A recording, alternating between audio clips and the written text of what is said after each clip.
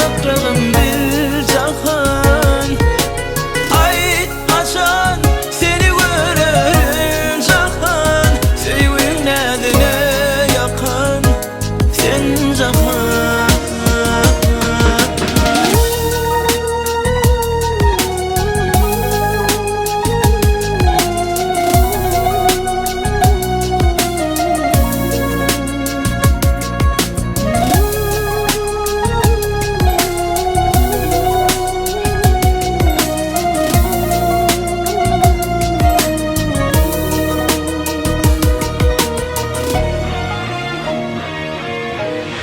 Senden başka ananayca kimim var benim?